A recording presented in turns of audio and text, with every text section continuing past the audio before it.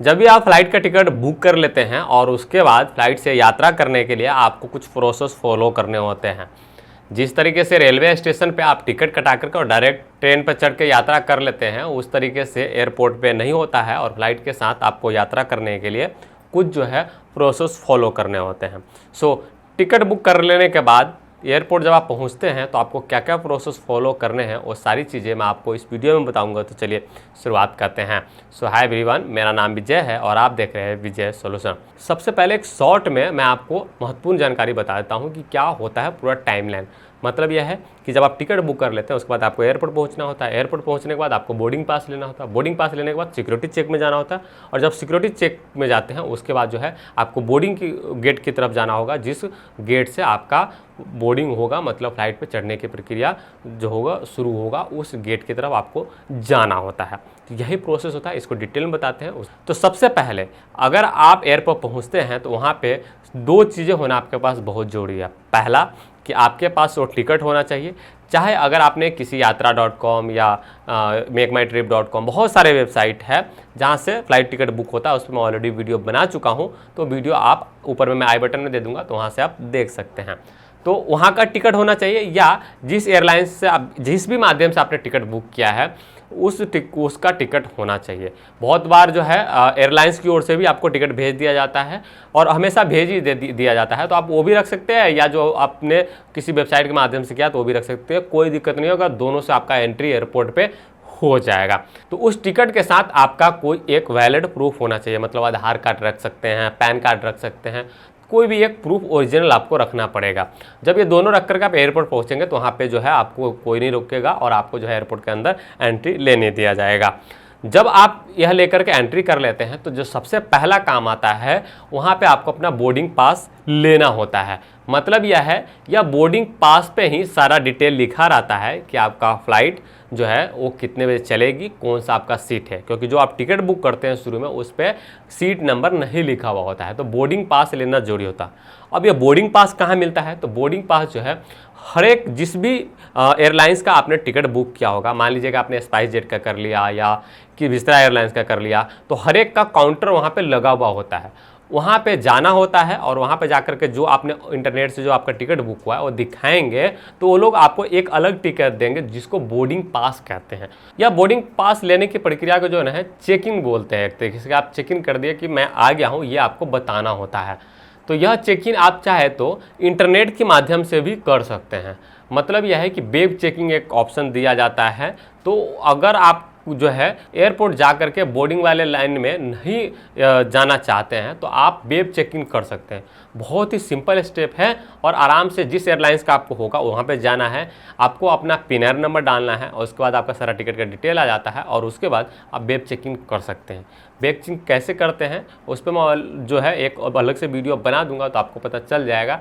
या तो आप वेब चेकिंग करेंगे या एयरपोर्ट जाने के बाद सबसे पहले वेब चेकिंग के लिए आप जो एयरलाइंस है उसके काउंटर पर जा कर के और अपना बोर्डिंग पास लेंगे। इसी टिकट से आप यात्रा कर सकते हैं। अब आते हैं सेकेंड पार्ट में कि जब आप यात्रा करते हैं तो सामान के लिए, अगर आपका सामान 15 किलो से कम है, मतलब जो आप सामान लेकर यात्रा कर रहे हैं वो हैंडबैग है, तो उसमें अगर 15 किलो से वज़न कम है तो आप डायरेक्ट लेकर के जा सकते हैं। उसको कहीं भी जो है आपको जमा करने की ज़रूरत नहीं है या लगेज में भेजने की ज़रूरत नहीं है। लेकिन अगर 15 किलो से ज़्यादा आपका सामान है तो आपको उसको लगेज में वहाँ पे आपको भेजना पड़ेगा। उसके लिए भी वहाँ पे काउंटर मिल जाएगा, या आप वहीं पे किसी से पूछ सकते हैं। काफ़ी सारे जो है वहाँ एयरपोर्ट के लोग होते हैं जो आपकी सहायता कर देंगे और बता देंगे। तो वहीं पे काउंटर होता है, उस पर आपको एक तरीके से आपको अपना लगेज बुक करना होता है और वो अलग जाता है, मतलब कि आपके फ्लाइट के साथ ही जाता है। आपको वहाँ पर जब उतरते हैं तो वहाँ पर मिल जाता है, लेकिन वो अलग जाता है। ठीक है, तो वहाँ पे आपको कर देना है। तो आपने सामान अपना रख दिया, अगर नहीं है तो साथ में 15 किलो तक है तो आप अपने साथ रख लो, कोई दिक्कत नहीं है। बोर्डिंग पास आप मिल गया। बोर्डिंग पास पे सारा चीज़ लिखा हुआ होता है। किस तरीके से बोर्डिंग पास होता है वो मैं आपको दिखा देता हूँ। तो आप यहाँ पे देख सकते हैं कि हमारा बोर्डिंग पास है जहाँ पे सारा डिटेल लिखा हुआ है और ऐसे ही आपको मिलेगा। अब मान लीजिए कि आपको जो है बोर्डिंग पास मिल गया तो अब आपको क्या करना है, जाकर के सिक्योरिटी में जाना, जहाँ सिक्योरिटी चेक होता है वहाँ पे आपको जाना होता है। जहाँ से आप फ्लाइट पकड़ते हैं तो उसके पहले आपको सिक्योरिटी चेक में जाना होता है। सिक्योरिटी चेक में जाएंगे, वहाँ पे आपको जो भी सामान आपके जेब में होगा उसको सारे को एक ट्रे में रख करके उसको सिक्योरिटी में भेजना होता है। चाहे आपके साथ जो भी सामान है, कुछ भी आपको अपने जेब में नहीं रखना होता है, चाहे पर्स हो गया, बेल्ट हो गया, कोई भी सामान आप नहीं रख सकते हैं सिक्योरिटी चेक के टाइम पे। तो आपको वो सारी चीज़ें रख देना है, वहाँ पे वो जाता रहेगा और आप भी लाइन में लग जाओ, तो वहाँ पे दोनों साथ साथ चलता है, तो कोई लेट वाली बात ऐसा है नहीं। जब आप सिक्योरिटी चेक से निकल जाते हैं, जब आपका सिक्योरिटी चेक हो जाता है, उसके बाद आपको उस गेट की ओर प्रस्थान करना है जिस गेट पे आपका बोर्डिंग होगा, मतलब जिस गेट से आपका बोर्डिंग होगा उस गेट की ओर प्रस्थान करना है।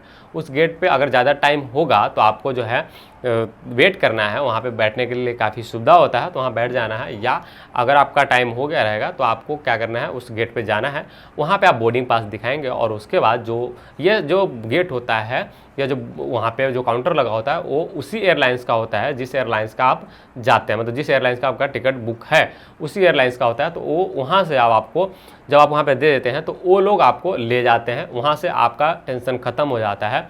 अगर फ्लाइट पास में ही होगा तो आप वॉक करके जा सकते हैं, या अगर दूर होता है तो उसी एयरलाइंस का बस होता है जो ले जाता है, वो आपको टेंशन लेने की ज़रूरत नहीं है। उसी एयरलाइंस का बस है, वो आएगा और आपको जो है वहाँ पे ले जाएगा फ्लाइट तक चढ़ाने के लिए।